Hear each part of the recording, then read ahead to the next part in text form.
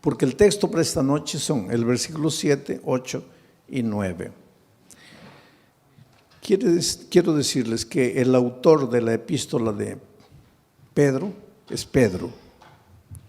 Algunos estudiosos de la Biblia no creen que Pedro fue el autor, porque Pedro habla de profunda teología profunda,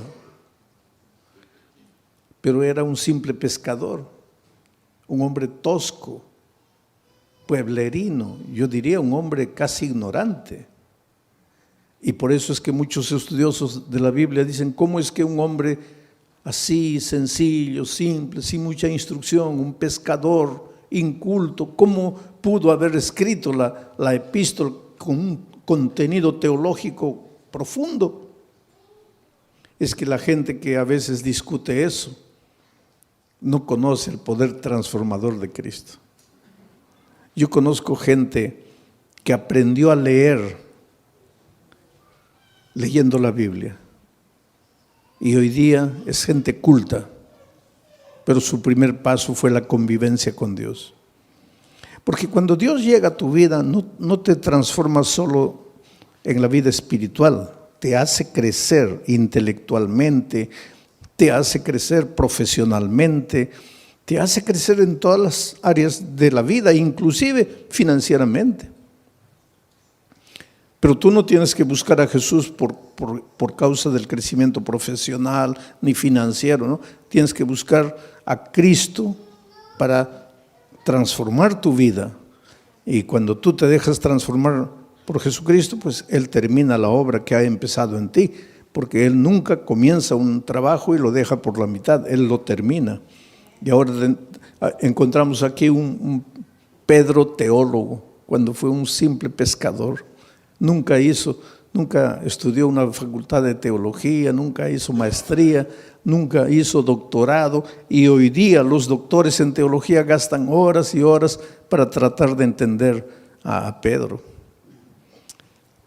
Y yo estoy analizando la epístola de Pedro. Ayer Pedro estaba hablando de la fe. Pedro decía así: no te preocupes con relación al día de tu salvación. Si te vas a salvar o te vas a perder, no te preocupes. Tú vas a ser protegido por la fe. La fe te va a proteger. Y anoche yo estaba explicando que la fe es la confianza que tú tienes en Dios. Cuando tú dices, yo tengo fe, estás diciendo, yo confío en Dios.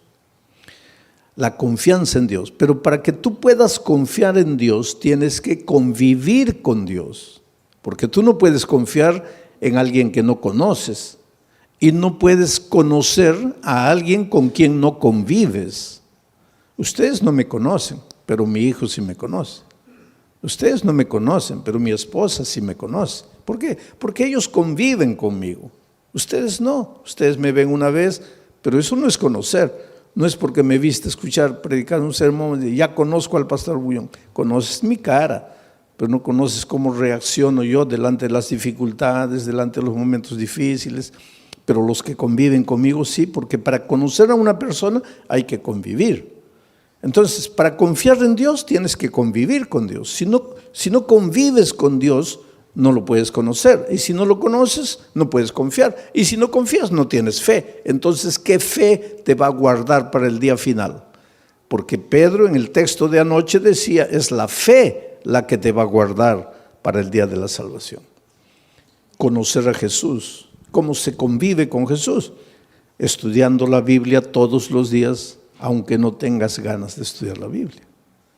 ¿Por qué digo aunque no tengas ganas? Porque generalmente no te va a dar ganas de estudiar la Biblia. ¿Por qué? Porque tienes naturaleza pecaminosa, y a la naturaleza pecaminosa pues le gusta ir a la iglesia, cantar, emocionarse, escuchar un sermón y listo ya. Eso es lo que le gusta a la naturaleza pecaminosa, pero eso no es convivir con Dios. Si tú quieres convivir con Dios, tienes que estudiar la Biblia todos los días, aunque no tengas ganas de estudiar. Tienes que orar, aunque no tengas ganas de orar. Y tienes que buscar a una persona y traerla para Jesús, como hizo Claudia. Conoció el Evangelio, fue y trajo a Jesús y ahora tiene la alegría de verlo bautizado. Eso es lo que tienes que hacer. Entonces tu fe, esa confianza en Dios te va a guardar para el día final. Pero entonces ahora entramos al texto de hoy. Para que sometida a prueba vuestra fe. ¿Qué cosa es vuestra fe? Vuestro conocimiento de Dios, vuestra confianza en Dios. Quiere decir que tu fe va a ser sometida a prueba. Y va a ser sometida a prueba mucho más preciosa que el oro. Esto es interesante. Los mineros agarran el oro y lo ponen a altas temperaturas de fuego. ¿Para qué? El oro es colocado a tan altas temperaturas de fuego que el oro se vuelve líquido, comienza a hervir el oro. De tanto calor comienza a hervir el oro. Y entonces le echan algunas mezclas químicas para que toda la escoria vaya saliendo. Y sale toda la escoria y se queda el oro puro. Y cuanto más fuego le ponen al oro, más puro se queda el oro.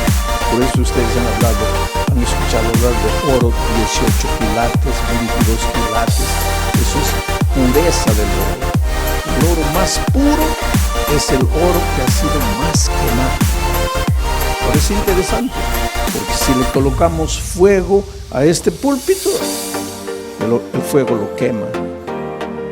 Pero si le colocamos fuego al oro, el fuego lo purifica al oro. Destruye al púlpito, pero purifica al oro. Ahora dice el texto bíblico de Pedro, el fuego es la prueba, son las pruebas de la vida. Dios manda, Dios, no voy a decir manda, Dios permite que las pruebas lleguen a tu vida. Estoy diciendo Dios permite, no Dios manda, Dios permite, porque te voy a decir una cosa. Entiende bien esto. ¿Qué cosa es prueba? Todo lo que te hace sufrir, lo que te hace llorar, lo que te aflige, pérdida del empleo, tu hijo se enferma, tu mamá muere, tu esposo te abandona, aflicción, pruebas, todo eso. Por favor, nunca digas, Dios me está mandando la prueba, porque Dios no manda pruebas. Todo lo que te hace sufrir no viene de Dios, viene del diablo. Porque Dios dice, he aquí los pensamientos que tengo acerca de ti, pensamientos de paz y no de guerra, pensamientos de amor y no de odio. Dios solo quiere lo mejor de lo mejor para ti. Pero vives en un mundo de dolor. Hasta que Cristo venga, estamos peregrinando en el desierto del dolor de esta vida. Y muchas veces quien nos manda el sufrimiento, el dolor, es el diablo. ¿Y por qué te hace sufrir el diablo? Esto es interesante y esta noche vas a entender. ¿Por qué el diablo te hace sufrir? Tú no le has hecho nada al diablo. ¿Por qué te hace sufrir? Porque Él es el origen de la enfermedad, Él es el origen de los accidentes, Él es el origen de las tragedias. Todo lo que te va mal en la vida es porque Él está por detrás de eso. Pero ¿por qué te hace sufrir si tú no le has hecho nada al diablo? Ahora te voy a explicar. Es que el enemigo del diablo no eres tú, es Jesús. Él quiere derrotar a Jesús. ¿Te acuerdas en el cielo? El diablo se levantó queriendo usurpar el lugar de Jesús. Hubo una pelea en el cielo, dice Apocalipsis, hubo una batalla, el diablo perdió y fue expulsado del cielo. Pero cuando el diablo salió del cielo, déjame imaginar esta escena. El diablo estaba saliendo y miró y le dijo a Jesús, está bien, me venciste una vez, pero la pelea no está acabada. Me venciste ahora, pero ya vas a ver cuando nos encontremos por segunda vez. y fue expulsado. Entonces, cuando Jesús nació en esta tierra, cuando vino a salvarnos del pecado, Jesús era un nené indefenso. Y el diablo dijo, ahora sí, no lo pude derrotar en el cielo, pero ahora como un niño yo lo agarro y lo mato. Y miren lo que el diablo hizo. ¿Vino a matarlo personalmente? No, porque el diablo es cobarde. El diablo nunca muestra la cara. ¿Qué hizo el diablo para matar a Jesús?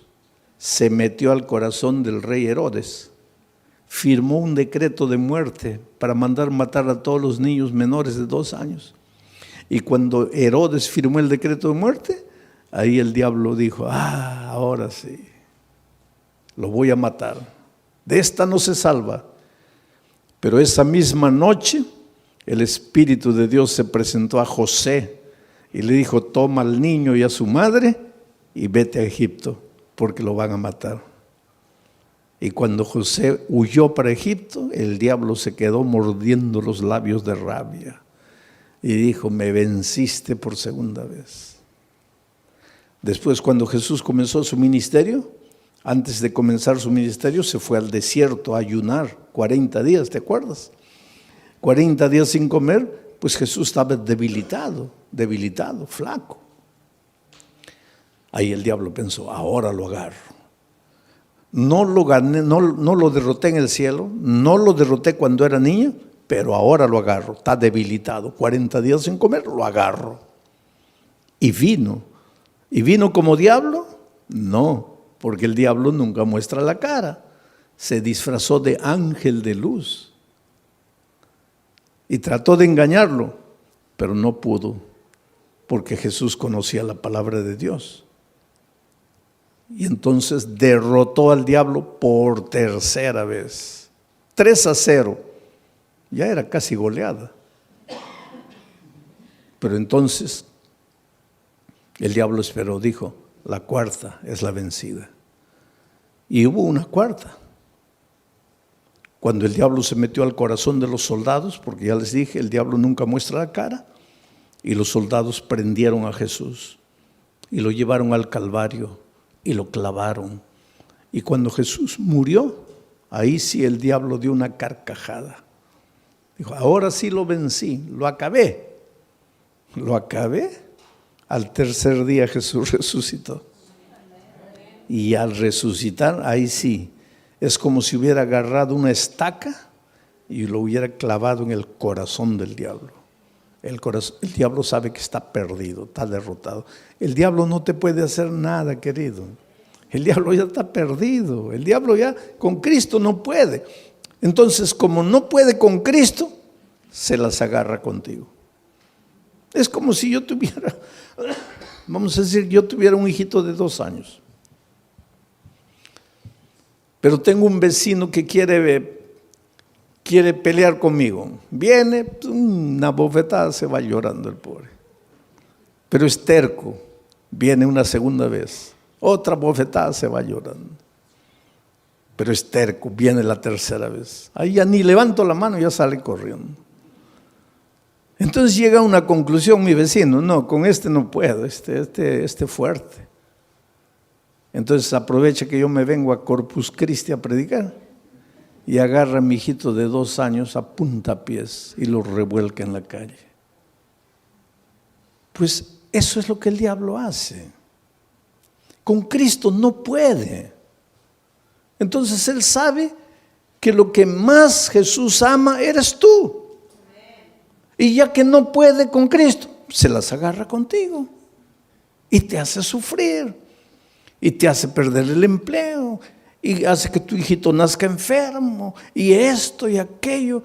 En realidad el diablo no tiene nada contra ti. Él te hace sufrir porque sabe que haciéndote sufrir a ti, está haciendo sufrir al Señor Jesucristo. Pero ahora viene Pedro y dice así, pero es que los sufrimientos que te llegan a la vida no te pueden destruir porque tú no eres madera, tú no eres plástico, tú eres oro. Y si el fuego de la prueba purifica el oro, mucho más el fuego del dolor, del sufrimiento, va a purificar tu fe. Quiere decir, cuando el dolor llegue a tu vida, tú lloras. Si tienes que llorar, llora. Pero no te separes de Jesús. Dile, Señor, yo no entiendo por qué estoy sufriendo. Y hay una cosa interesante. Cada vez que tú quieres andar en los caminos de Dios, cada vez que tú te propones ser más fiel a Dios, ahí más viene el diablo para destruirte. ¿Por qué? Porque esa es la pregunta que mucha gente hace. Pastor, cuando yo estoy así relajado en mi vida cristiana, parece que no me vienen pruebas. Pero cuando me quiero consagrar, ahí viene todo. ¿Por qué? Simple. Porque cuando estás relajado espiritualmente, cuando no estudias la Biblia, no oras, nada, estás en el terreno de ¿quién? Estás en el terreno del diablo. Puedes estar en la iglesia, pero estás en el terreno del diablo. ¿Y para qué el diablo te va a molestar si ya estás perdido con él? Ya pues te deja tranquilo. Pero cuando viene una semana de oración y tú te entiendes que tienes que reconsagrarte y comienzas a estudiar la Biblia, a estudiar la palabra de Dios, ahí el diablo se asusta. Porque ¿qué dice? No, este se me va a escapar, se me va a escapar. Entonces, para desanimarlo, le mando una prueba. Y la prueba, en lugar de purificarte como al oro, ¿qué hace contigo muchas veces? Te desanima. Es por eso que cuando la prueba es más fuerte, es más que tienes que agarrarte de Jesucristo y no desanimarte. En el Brasil yo estaba haciendo una campaña evangelística en un estadio, y una señora que no era adventista, no era cristiana, nada, nunca iba a ninguna iglesia, nada, pero era una buena mujer, sentimientos nobles. Hay mucha gente que no está en ninguna iglesia, no conoce la palabra de Dios, pero pues escucha la voz de Dios en su corazón y camina, anda bien. Y de repente esta señora vio en la televisión la propaganda de que yo iba a predicar esa noche en el estadio. Ahora, ese día era su cumpleaños. Y de mañanita el esposo entró al cuarto y le dice: mira, hija, estoy sin mucho dinero, no he podido comprarte un buen regalo, pero te he comprado un regalito. Y le dio una cajita. Y ella abrió y era la llave de un carro. Y cuando salió al patio, ahí estaba el carro, un carro importado, último modelo. ¡Qué felicidad! Su cumpleaños. Primera felicidad, el esposo se acordó de su cumpleaños, porque hay muchos esposos que ni se acuerdan del cumpleaños de la esposa. Segunda felicidad, le regaló. Tercera felicidad, no le regaló cualquier cosita, le regaló un carro último modelo. Entonces ella estaba tan feliz que cuando vio la propaganda de la predicación en el estadio, dijo: bueno, estoy tan feliz que me voy al estadio a agradecerle a Dios. Va a predicar ese pastor, voy a agradecer. Y se fue al estadio. Feliz de la vida, entró. En la hora del llamado se levantó, vino adelante, le entregó la vida a Jesucristo. Dijo: ay, qué día tan feliz. Hoy es mi cumpleaños, hoy mi esposo me regaló el carro, hoy me entregué a Jesús. No, este es el día más feliz de mi vida. Y cuando sale a agarrar su carro en la playa de estacionamiento, los ladrones se lo habían llevado. Ahí ella comienza a pensar: toda mi vida no quise saber nada de iglesia, no quise saber nada de Dios y nunca me robaron ni un alfiler. Y hoy que le entrego mi vida a Cristo, me roban el carro. ¿Qué Dios es ese? Ahí está la astucia del diablo.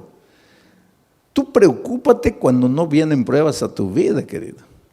Porque a veces no vienen pruebas a tu vida porque el diablo está tranquilo contigo. ¿Para qué te va a mandar pruebas?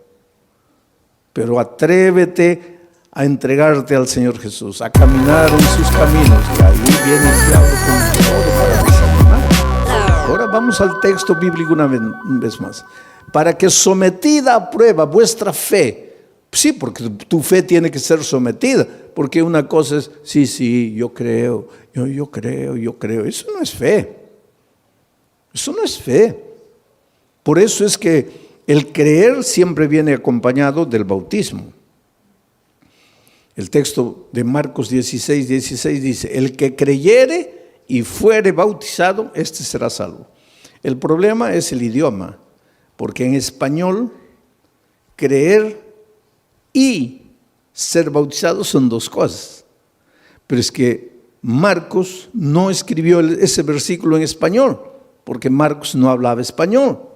Marcos escribió ese versículo en griego, el idioma que él hablaba. Y en griego no son dos conceptos, el que creyere y fuere bautizado, no. Es un solo concepto, el que creyere siendo bautizado.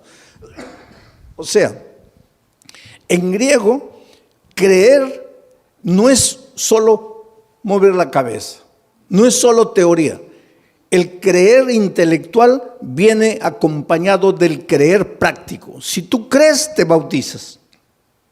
Si no te bautizas, es porque tu creer se quedó en la teoría. Y ese creer teórico no te salva. Te voy a hacer pensar un poco.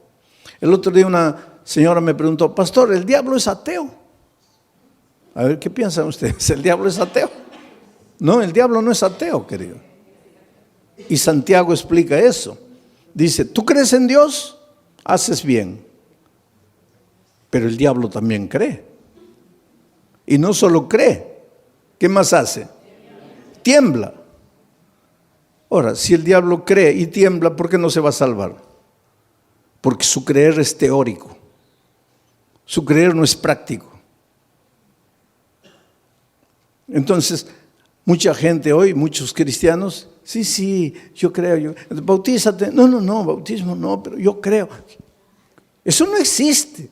Yo creo, pero no me bautizo. Eso no existe, porque el creer bíblico es creer siendo bautizado. Es decir, la teoría y la práctica van juntos. Y tu fe cuando es práctica, tiene que ser probada. Tiene que ser probada. Porque el sufrimiento es como el dolor. Si tú comienzas a levantar pesas, comienza a doler. Levantas 10, ya pesa. Y comienza a doler. Al día siguiente 15, duele. Al otro día 20, duele, pero después te agarran aquí, pura piedra. Así es la fe. Cuanto más te duele, cuanto más dolor viene, cuanto más sufrimiento, tu fe más fuerte, más fuerte, más fuerte. Es por eso que en medio del dolor tienes que agradecer a Dios, porque Él sabe. Él no te manda el dolor, pero Él aprovecha el dolor que el diablo te manda para fortalecer tu fe. Para que sometida a prueba vuestra fe, mucho más preciosa que el oro, el cual, aunque perecedero, se prueba con fuego. El oro que perece, que es de esta tierra, se prueba con fuego. Entonces, si el oro se prueba con fuego, la fe, que vale mucho más, ¿cómo no se va a probar con fuego? Claro que tiene que venir el fuego del dolor. Para que sometida a prueba vuestra fe, mucho más preciosa que el oro, el cual, aunque perecedero, se prueba con fuego, para que entonces vuestra fe sea hallada en alabanza, gloria y honra. Quiere decir que tu fe es bombardeada por el diablo. Te arranca lágrimas, te hace sufrir. Muchas veces sientes que ya no puedes resistir de tanto dolor, de tanto sufrimiento. Aguanta un poco. En el nombre de Jesucristo, aguanta. ¿Por qué? Porque tu dolor se va a transformar en alabanza, gloria y honra. ¿Pero cuándo? ¿Cuándo? Lee la Biblia y respóndeme. ¿Cuándo? Cuando Cristo venga. Ahora me vas a decir: pastor, pero cuando Cristo venga todavía. Yo preferiría ahora. Pues eso es lo que mucha gente hace. Prefiere la hora, cortito, y pierde la eternidad toda. Yo cuando era chico, íbamos a salir de vacaciones, las pocas, tal vez la única vacación que salí con mi padre, mis hermanos. Íbamos a viajar a un lugar donde no había dentista, no había nada. y me comenzó a doler el diente, ¿no? Y mi padre me dice, mira, antes de salir vamos a arrancar el diente. Yo soy de aquellos tiempos en que dolía el diente, arrancaba, ¿no? Hoy día no, eso es un crimen. El diente te duele, hay que restaurarlo. Pero yo soy de los tiempos, dolía, arranca, dolía, arranca. Había muchachitos de 20 años que ya no tenían un diente todo arrancado porque comenzaba a doler, arrancaban. ¿Cómo ha progresado la odontología también? Hoy día es un asesinato arrancar un diente. Pero pues mi padre me dice, oye, vamos a arrancar el diente porque... No, pero me va a doler. ¿Cuánto te va a doler? Te va a doler un día. Pero vas a disfrutar de las vacaciones. No. Oye, vamos a ir a un lugar donde no hay dentista. Vamos a arrancar el diente. No, que no. Fuimos de vacaciones y el dolor aumentó y aumentó y aumentó. Se me arruinaron las vacaciones. Todo el mes llorando dolor. Y ahí mi padre me decía, ahí, yo no te dije. Mejor sufre un día y disfrutas de 30 días de alegría. Ahora, tú preferiste el día de gozo y 30 días de sufrimiento. Entonces la vida cristiana es igualita, querido. En este mundo vas a encontrar dificultades, especialmente si quieres seguir a Jesucristo, porque el diablo es astuto. Tú tienes un buen empleo, pero ahora descubres que el sábado es el día santo del Señor y quieres guardar el sábado, ya vienen los problemas. Pero hay una cosa, no te desanimes. El diablo te puede hacer sufrir un día, 2 días, 3 días, pero hay un tercer día. Cuando Cristo murió en la cruz del Calvario, el diablo dio la carcajada y dijo, ahora sí lo vencí, se acabó. Al siguiente día el diablo seguía dando la carcajada, lo vencí, lo maté. Al tercer día amaneció dando la carcajada y de repente la carcajada del diablo paró en seco, porque la tierra se abrió y Cristo resucitó. El diablo se puede reír de ti hoy, se puede reír de ti mañana, pero al tercer día va a tener que tragar la carcajada, porque Dios puede permitir que el diablo te haga sufrir un día, 2 días, 3 días. Pero llega el momento en que Dios te va a devolver todo lo que el diablo te quitó. Así fue con Job. Le quitó la hacienda, le quitó los hijos, le quitó el dinero, le quitó todo, la esposa prácticamente, le quitó todo. Pero cuando llegó el momento, Dios le devolvió todo. Y se lo devolvió en doble, el doble de hacienda, el doble de dinero, el doble de camellos, el doble de ganado, el doble de hijos. Lo único que no le devolvió en doble fue la mujer. Pero todo lo demás le devolvió en doble. Dios es grande, querido. Cuando venga el dolor a tu vida, no te preocupes. ¿Por qué sufro? Dios me ha abandonado, Dios me ha dejado. No, querido, Dios no te ha dejado. Dios no te ha abandonado. Él tiene un plan para ti. ¿Y sabes por qué muchas veces permite que el dolor llegue a tu vida? Porque es la única manera de purificarte a ti mismo. A veces es en el dolor que aprendes a ser paciente. En el sufrimiento, en las lágrimas, aprendes a depender de Dios. Y esta vida cristiana es dependencia de Dios. Y esa disciplina de aprender a depender de Dios, muchas veces solo con el dolor. Vamos a seguir leyendo. El siguiente versículo. Versículo 8. ¿A quién amáis? Está hablando de quién, de Jesucristo. Porque dice que vuestra fe va a ser recompensada con gloria, honra, alegría. ¿Cuándo? Cuando Jesús venga. Cuando Jesús venga, Jesús a quien amáis sin haberle visto, en quien creyendo, aunque ahora no lo veáis, os alegráis con gozo inefable y glorioso. Mira, a quien amáis sin haberle visto. ¿Tú vives con Jesús hoy? Sí, pero no como los discípulos que pudieron verlo. Por eso Jesús le dijo a los discípulos: bienaventurados los ojos de ustedes que pueden ver lo que los profetas quisieron ver y no pudieron. Estaba hablando del mismo. Los profetas siguieron a Jesús solo por la fe. Nosotros hoy también lo seguimos solo por la fe, pero los discípulos tuvieron un privilegio único. Ellos lo vieron físicamente. Pero aunque nosotros no podamos verlo físicamente, igual podemos verlo a través del estudio de la Biblia, de la oración y trayendo una persona para Cristo. Estamos conviviendo con Jesús. Pero aquí el asunto es, ¿quién escribe a quien amáis sin haberle visto? ¿Quién escribe este versículo? Pedro. ¿Y Pedro lo vio? ¿Y lo amó? ¿Y por qué lo traicionó? ¿Ustedes se acuerdan que después de la traición Jesús ya había resucitado y los discípulos estaban en la playa? Y el pobre Pedro, cuando Jesús apareció en la playa, estaba mirando para otro lado, avergonzado. Ay, ¿qué me va a decir? Que lo he traicionado, porque después de la crucifixión ya no lo vio.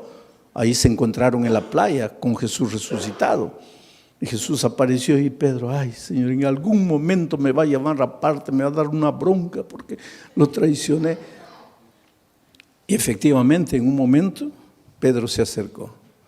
Jesús se acercó y Pedro dijo: ahora viene la paliza. Y Jesús le hizo una pregunta: Pedro, ¿me amas? La última cosa que Pedro imaginaba era esa pregunta: ¿me amas? Sí, Señor. No, Pedro. No, ¿cómo sí, Señor? Te estoy preguntando si me amas. Sí, Señor. No, calma. ¿Por qué tanta prisa? No me has entendido. Te estoy preguntando si me amas. Y ahí él se dio cuenta de por qué Jesús le preguntaba eso. Y comenzó a llorar. Y dijo: Señor, yo sé, tú sabes todas las cosas. Tú no tienes ninguna razón para creer que yo te amo. Te he fallado. Pero me das la oportunidad de amarte. Y Jesús le dijo: claro que sí. Y todavía te voy a confiar una misión: predicar el Evangelio. Y algunos días después, Pedro se levanta para predicar un sermón y bautiza a 3,000 personas. La pregunta esta noche es: ¿tú quieres resistir en la prueba? Cuando el dolor venga, ¿no quieres traicionar al Maestro? Entonces la pregunta es: ¿tú amas al Señor Jesús? Porque Pedro después de haber pasado todo eso dice: a quien amáis sin haberle visto. ¿Por qué dice a quien amáis sin haberle visto? Porque él sí lo había visto. En quien creyendo, aunque ahora no le veáis, os alegráis con gozo inefable y glorioso. Lo que Pedro está diciendo es: tú, aunque no lo veas físicamente, lo puedes amar. Y Pedro, cuando se levantó, se arrepintió y le dijo a Jesús que lo amaba. Dice la tradición, la Biblia no dice eso, pero la tradición dice que él fue crucificado. Y cuando lo iban a crucificar, él dijo: no soy digno de ser crucificado como mi Maestro. Crucifíquenme de cabeza para abajo. Y lo crucificaron de cabeza para abajo. No hay prueba bíblica para decir eso, pero la tradición dice. Sea como fuere, sabemos una cosa: después de transformado por el poder de Dios, él ya no tuvo miedo de morir por Dios. Oh, querido, Dios tiene un plan muy, muy bonito para tu vida. Las tristezas y dolores que llegan a tu vida tienen sentido, pero tienen sentido cuando tienes fe. Hace muchos años atrás, en la ciudad de San Pablo, los jóvenes de una iglesia fueron a participar de un congreso en el sur del país. 40 jóvenes, miembros del coro de la iglesia. Y el sábado en la noche, terminado el congreso, regresaban para San Pablo. Y el ómnibus se chocó. Sabe que los jóvenes venían cantando himnos, los himnos del coro. Venían cantando en el ómnibus y el ómnibus se chocó contra un camión cargado de fierro de construcción. Y el fierro los atravesó. así los hizo como los peruanos me van a entender, como anticuchos, ¿no? Los atravesó. 22 jóvenes murieron. Al día siguiente los periódicos publicaron una noticia. Y un periódico atrevido publicó así: ¿dónde estaba Dios cuando sus hijos cantaban? ¿Por qué no los cuidó? Es que el dolor es un misterio, ¿sabes? Tal vez en este momento tú te preguntes, ¿dónde estaba Dios cuando mi hijito de 3 años murió? ¿Qué culpa tenía mi hijito para morir como murió de leucemia? ¿Qué mal había hecho? Es que no necesitas hacer mal para sufrir. El diablo se deleita en hacerte sufrir. Pero el dolor es como el fuego sobre el oro, o te purifica o te destruye. Interesante que entre esos jóvenes que habían muerto, había una chica que hace 6 meses había sido bautizada, contra la voluntad de sus padres. Ella tenía 22 años, una joven. El día que se bautizó, el padre le dijo: mira, olvídate que yo soy tu padre, que tú eres mi hija. Lo peor que podría haberme sucedido en la vida es que tú traicionaras la fe de tus padres, de tus abuelos, de tus bisabuelos. Pero la niña no había conocido solo la teoría del Evangelio, sino que el Evangelio se había hecho carne en su vida, de tal manera que ella se volvió una hija tan dulce, tan cariñosa, pero la madre y el padre nunca aceptaron el calor, el cariño, el amor de la hija. Aquel viernes de tarde en que se iban para el congreso, ella fue a despedirse del papá y le dijo: mira papá, me estoy yendo a Curitiba con los jóvenes de la iglesia. Y él le dijo: tú no dices, tú no haces lo que te da la gana, tú no te metiste a esa iglesia, tú no te bautizaste, ¿qué vienes a avisar lo que te das? Tú siempre haces lo que te da la gana, vete donde quieras. Y él le dijo: sí, papito, pero yo vine a dar un beso, me da. Y cuando se acercó a atravesar el padre de Dios, no quiero nada. Y en el camino de vuelta, el niño muere. ¿Sabes que los hijos de Dios también morimos en accidentes?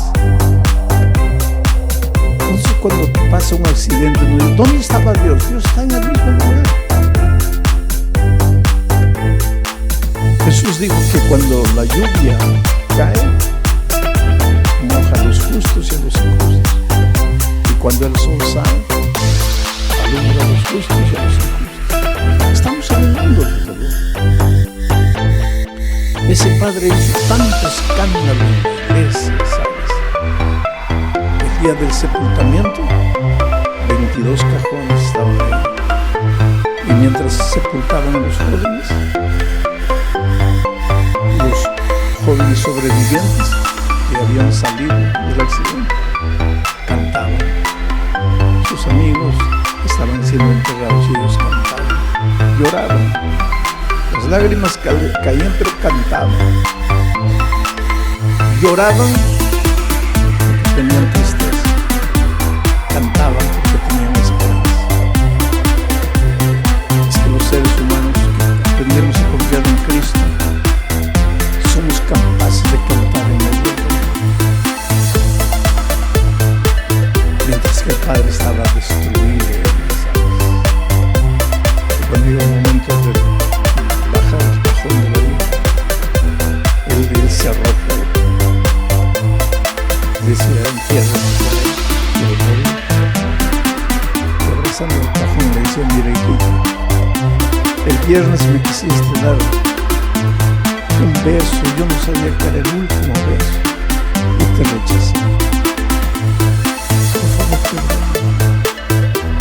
quiero morir, quiero morir, quiero morir. Fue una escena triste y dramática cuando sacaron al padre, terminó el entierro, todo se fue. El hombre se quedó solito junto a la tumba de su hija. Y la mejor amiga de su hija salió viva del accidente. Fue justamente la que la llevó al Evangelio, al conocimiento de la palabra de Dios. Ya cuando se estaba yendo, volteó y vio que el papá de su amiga estaba ahí junto a la tumba y dijo, voy a volver. Yo sé que él no quiere hablar con nadie, pero voy a volver. Y volvió. Y se paró junto a él. Y él la miró, ¿qué quieres? Le dijo, mire, su hija va a resucitar. ¿Qué? Su hija va a resucitar. ¿Cómo va a resucitar? Porque la palabra de Dios dice, y te voy a leer aquí, porque él le había dicho, yo no entiendo, yo no los entiendo a ustedes. Ustedes son locos. Yo estoy aquí destrozado, mi hija muerta, y ustedes cantando. Ustedes son locos. Ustedes no tienen sentimiento. Y pues la chica le dice, sí, señor, pero usted se dio cuenta que nosotros no solo cantábamos, también llorábamos. Llorábamos porque nos da tristeza que nos estamos despidiendo en esta vida. Pero cantábamos porque tenemos la esperanza, porque su hija va a resucitar y yo la voy a abrazar a mi amiga. Pero ¿cómo va a resucitar? Y entonces la hija agarró el texto bíblico y le dice, aquí está, cuando suene la trompeta, los muertos en Cristo resucitarán primero. Su hija va a resucitar porque murió en Cristo. Y ese hombre que estaba derrotado abrió los ojos así, dice, ¿quiere decir que mi hija va a resucitar? Sí, Señor. ¿Quiere decir que yo la voy a poder ver? No sé, Señor. ¿Cómo no sabe? No dice que va a resucitar. Va a resucitar. Pero entonces la voy a ver. Ahí no sé. ¿Pero cómo no sabes? Porque dice, los muertos en Cristo. Mi pregunta es, ¿usted está en Cristo? Si usted está en Cristo, la va a ver. La va a abrazar. Va a vivir eternamente con ella. Pero si usted no está en Cristo, ¿y qué hago para estar en Cristo?